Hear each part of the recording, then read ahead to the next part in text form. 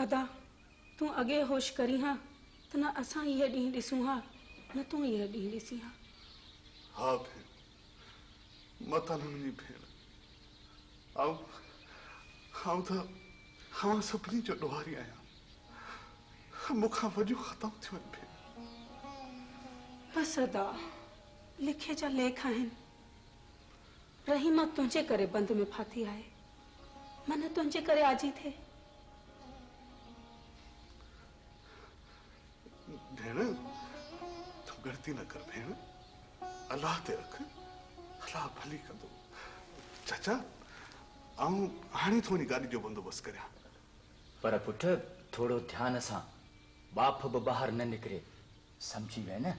चाचा तू फिक्र न कर, चङो चाचा। अदी चङो।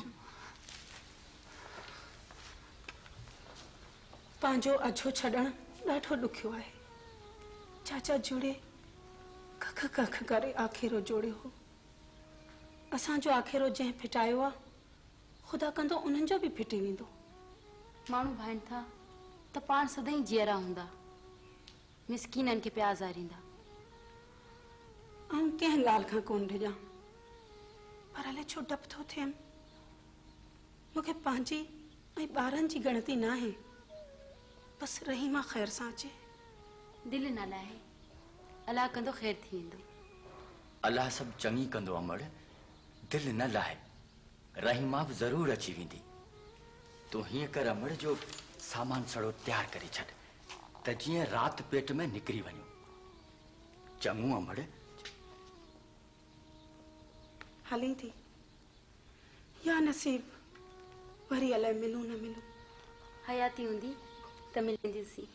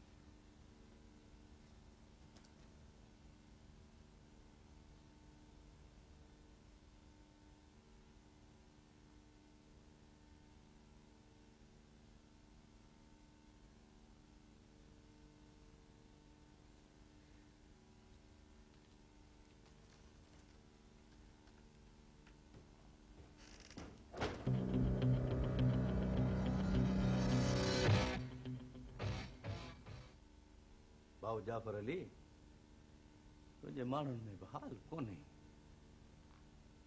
हेतिरनि पहिरेदारनि हूंदे छोरी निकिरी हली वई अंधा आहिनि सभु अदा चवनि था सॼी राति वॾे दर ते असां पहरो ॾिनो आहे दर खुली कोन्हे न त रहीमा वई किथां आख़िर हवा में त कान उॾामी वई हूंदी न ख़बर पइजी वेंदी ख़बर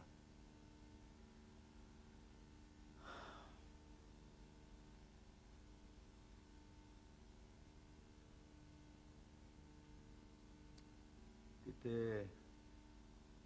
वारा पहिरेदार अब्दुल्ला सां मिलत में त कोन हुआ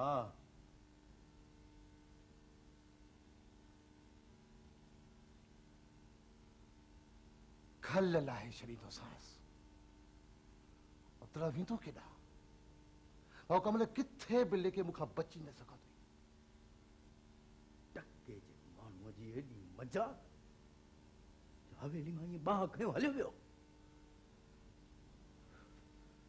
भाऊ जाफर अली इहा का घटि बेइज़ती कान्हे का हाणे ॾिठी न अब्दुल्ला तोसां बि मल करे वियो अथई रुगो हथ अचे रुगो मूंखे बाबा साईं कमदार रमज़ान आयो आहे अदा मोकिलीस अचो बाबा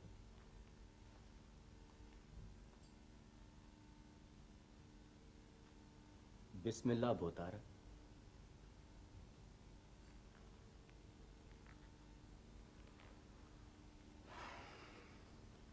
किथे आ रही मां